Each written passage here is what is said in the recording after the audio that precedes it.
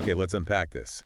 You might actually be surprised to hear that the wrong kind of meat could really affect your heart health as you get older. Yeah, we're talking, what, potentially over a 60% increase in heart disease risk? That's pretty staggering. It really is. And what's kind of eye-opening is that some meats that seem, harmless, the ones you grab without thinking, Right. it could be quietly adding to Yeah. inflammation, kidney problems, maybe even those moments of like memory fog. And there's one type, often seen as a treat, that experts are now saying seniors should just avoid, period. Not even sometimes. Hmm. It's fascinating, really, how our view of food, especially meat, kind of needs to shift as we age. How so? Well, we've often heard, meat equals strength, but it's more complex than that. Right. How it's sourced, how it's processed, that can totally change its impact on an older body. Exactly.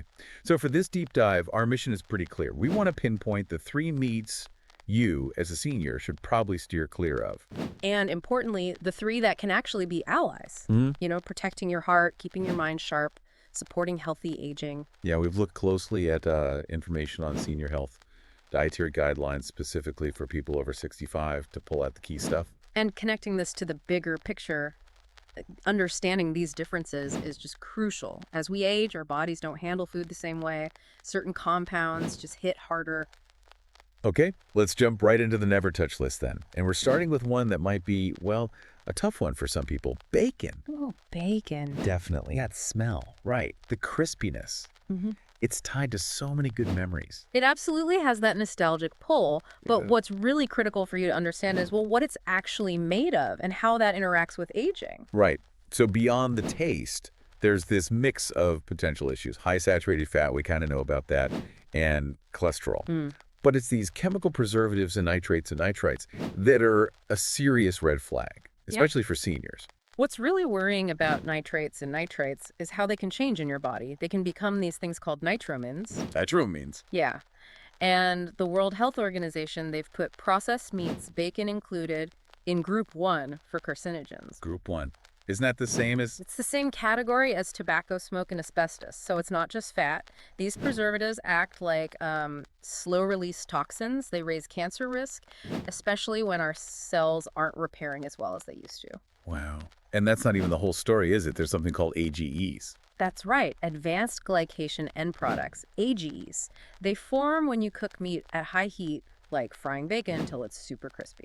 And what do AGEs do? Well, they basically speed up oxidative stress and inflammation. And those are huge factors in so many age-related issues. Think Alzheimer's, arthritis, heart disease. So it's like this hidden inflammation building up. Exactly. It can weaken blood vessels, cloud your memory, make joints ache, often without really obvious signs right away. It almost feels deceptive, Bacon tastes so good, feels comforting. But that short-term pleasure might have a pretty big long-term cost, especially if you're already managing things like high blood pressure or kidney stress. So for people with those conditions, For seniors managing hypertension, heart disease, or kidney issues, bacon isn't just like unhealthy, it's actually dangerous. Even just a few strips a week can fuel that systemic inflammation. There's really no safe amount. okay, message received. Bacon is firmly on the never touch list. Let's move to number 2. Processed meats. Ah, yes, the convenience factor. Totally. Deli slices, sausages, hot dogs. Seems so easy, right? Especially if you live alone or you're watching your budget. The convenience is undeniable, absolutely. But you really have to look past that. These meats, sausages, deli meats, salami, ham, all that stuff, they're usually packed with salt. And those same preservatives again? The same ones, yeah. Nitrates, nitrites, plus they're often smoked. And all that processing, while it gives flavor and shelf life, Comes with serious health downsides. exactly. These substances can really drive chronic inflammation. That damages blood vessels, raises your risk for stroke, heart failure, colon cancer. And the WHO link again. Yes, the World Health Organization link is there too. Studies show that even a small amount daily, like 50 grams, that's maybe just 2 slices of deli meat, Mm-hmm. can increase colorectal cancer risk by about 18%. That's significant, especially when you consider older adults might already be dealing with other health things, maybe a slightly less robust system overall. Precisely. And then there's the salt. The sheer amount of sodium. Right. What does that do? For folks over 65, high sodium can really aggravate common problems. High blood pressure, retaining water, putting extra strain on the kidneys. And what about those lean or light versions? Are they any better? That's often misleading. They might have a bit less fat, sure, but they usually still have all the curing agents, the preservatives, the high salt content. The processing itself is the problem. So that turkey sandwich might not be the healthy choice you think it is if it's processed turkey. Exactly. Over time, regularly eating this stuff can affect your thinking, your vascular flexibility, just your overall wellness. It really makes you question that convenience factor. It does. Is that quick meal truly worth the potential long-term hit to your brain health, your heart, your independence? Something to really think about. Definitely. Okay, so bacon and processed meats are out. Now, number 3 on the never touch list might surprise some people, especially steak lovers. Rare industrial red meat. Yeah, the idea of a rare steak, it feels like an indulgence, a treat. Right. A good source of protein, maybe iron. True, but for seniors, especially if it's conventionally raised, industrial red meat, and cooked rare, there are some real risks to consider. Why specifically for seniors? Well, as we age, things change. Metabolism slows a bit. Digestion might not be quite as efficient. Our immune system can weaken slightly. Okay. And industrial red meat, the kind from grain-fed, factory-farmed animals, can be harder to digest. The protein, the saturated fat, it puts more work on your kidneys, your liver, your colon. And a rare part is also key here. Absolutely. Undercooked meat, especially from industrial sources, has a higher chance of carrying bacteria like E. coli or listeria. Which is a bigger deal if your immune system isn't as strong. Exactly. A bigger risk of foodborne illness. But beyond that, there's something in red meat called arachidonic acid. Arachidonic acid, what's the issue there? It's a type of fat that can promote inflammation in the body. Now, younger people might handle that okay, but if you're already dealing with, say, arthritis or heart issues or even some memory decline, It makes things worse. it can exacerbate existing problems. Yeah, add fuel to that inflammatory fire. So even if you don't feel inflamed right after eating it, it could be contributing silently. Okay, so digestion, bacteria risk, inflammation, anything else? Yes, actually, how it's cooked matters too. High temperature cooking, grilling, charring, pan searing creates compounds called HCAs and PAH. Heterocyclic amines and polycyclic aromatic hydrocarbons. Right. And those chemicals have been linked to a higher risk of certain cancers, like colon and prostate cancer. So it's a whole package of potential problems. It is. And even the iron in red meat, which is important. Well, in older adults, too much iron, if it's not balanced with antioxidants, can actually increase oxidative stress, damage cells. So what seems like a strength booster could, over time, contribute to decline. It's a possibility, yes. It's complex. But for seniors, especially rare, industrial red meat, the risks seem to outweigh the benefits for regular consumption. Okay, that's a pretty sobering list. Bacon, processed meats, and rare industrial red meat. Makes you want to know what is good. Let's switch gears. What meats should seniors be eating? Glad you asked. Let's start with a real powerhouse. Wild-caught salmon. Ah, salmon. Everyone talks about salmon. And for good reason, especially wild-caught. Think of it as like medicine disguised as a meal, particularly for your brain and heart as you age. Why is this so good? It's packed with omega-3 fatty acids, specifically EPA and DHA. These are absolutely vital for cognitive health, keeping your mood balanced, maintaining strong blood vessels. Omega-3s. We hear that term a lot. What do they do specifically for older brains? Well, good research from places like Harvard suggests that omega-3s can actually help slow down brain shrinkage. They might slow the progression of Alzheimer's, and they can even help with mood and sleep quality. Wow. Reducing brain shrinkage. That's huge. It is. These are all common concerns as we get older, right? So it's not just about preventing decline. It's actively supporting brain function. You mentioned heart health, too. Oh, absolutely. The omega-3s in salmon are fantastic for the heart. They help lower triglycerides, reduce blood pressure, make your arteries more flexible, all key things for preventing strokes and heart attacks. Which are major risks for seniors. Exactly. Plus, unlike the meats we just talked about, salmon actually fights inflammation. How does it do that?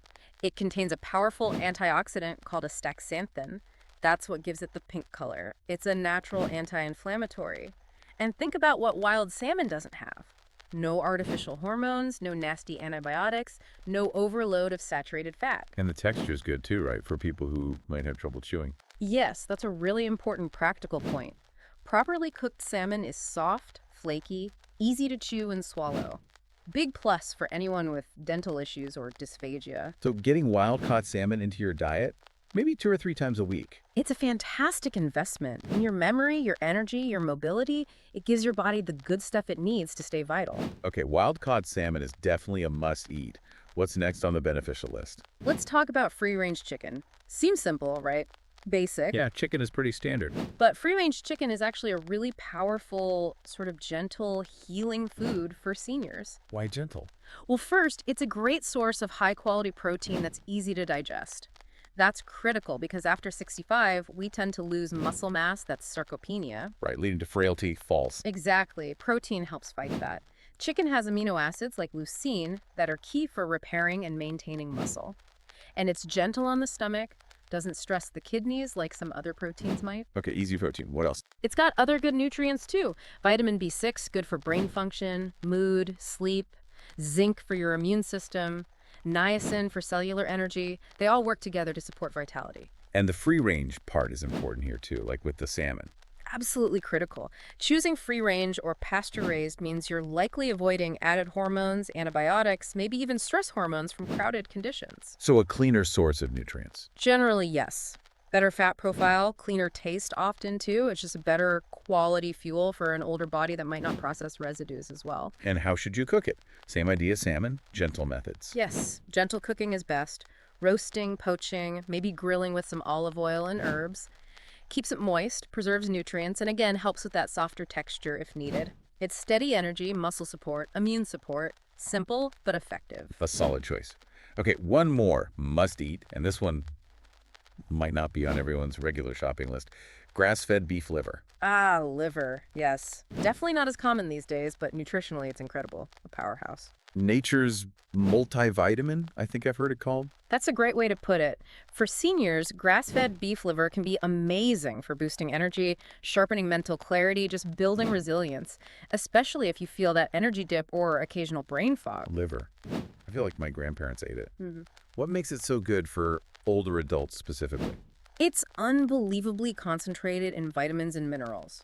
Way more than you'd typically get from a supplement pill. For instance, vitamin B12. B12, right? Important for nerves and brain. Crucial. Brain function, mood, nerve health. And lots of seniors are actually low in B12 without knowing it. They might just think feeling tired or forgetful is, normal aging. But it could be a B12 deficiency. It could be contributing, yes. Liver is packed with it. And iron, too. Iron, okay. Good for energy. Yes, but specifically heme iron. That's the type your body absorbs really easily, much better than iron from plants or pills. Vital for carrying oxygen, which impacts mental alertness, physical stamina. Really important, especially for women or anyone with anemia or circulation issues. So B12 and highly absorbable iron. What else? Oh, plenty. Vitamin A, the real retinol form, great for vision, skin, immunity. Folate, zinc, copper, choline, CoQ10. It's a whole symphony of nutrients supporting everything from heart health to cellular energy production to detoxification pathways, which can get sluggish as we age. It sounds incredibly potent. Do you need to eat a lot of it? No, definitely not. Because it's so nutrient dense, moderation is key. Once, maybe twice a week is plenty. And the taste. Liver can be strong. It can be, yes. Preparation makes a huge difference. Gentle sautéing with onions really helps. Or slow cooking it in stews, or even blending small amounts into pâtés or meatballs makes it much more palatable. It's a fantastic way to really nourish the body at a deep level. Okay, so there we have it. A deep dive into meat choices for seniors, the ones to be wary of. Bacon, processed meats, rare industrial red meats. And the ones to embrace. Wild-caught salmon, free-range chicken, and in moderation, grass-fed beef liver. And the big takeaway really seems to be that these choices, especially after 65, they genuinely matter. They can significantly impact your health trajectory.